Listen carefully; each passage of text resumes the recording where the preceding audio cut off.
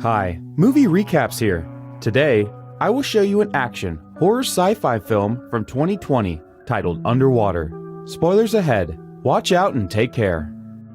The movie begins at Kepler 822, a facility operated by Tyan Industries to research and drill the bottom of the ocean.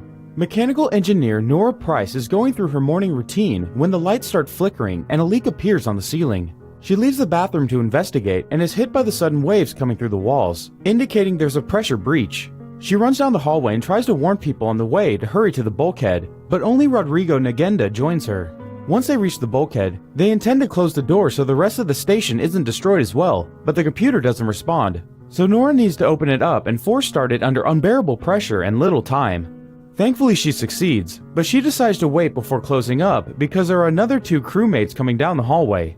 It's impossible for them to reach them before the breach does though, so she ends up closing the doors to stop the destruction from spreading, and those two men are left behind. The computer they're using explodes, making Nora and Rodrigo lose consciousness for a few moments. When they wake up, the emergency recording is telling them the station is 70% compromised. Rodrigo thinks it's an earthquake, although there are some mysterious noises coming from outside.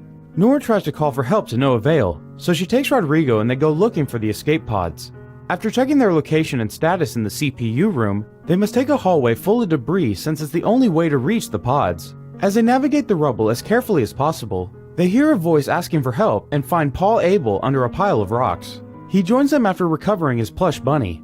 The three of them crawl through a very tight space and even find the body of another crewmate before finally making it to the pod bay, where Captain Lucian has stayed behind while others escape in the evacuation pods, all of which have already been deployed. While Nora uses a computer to unjam the door, Lucian sends Paul and Rodrigo to check on the submersibles. Once the room is opened, Lucian takes Nora inside to check her for injuries and sends her to the control room where the guys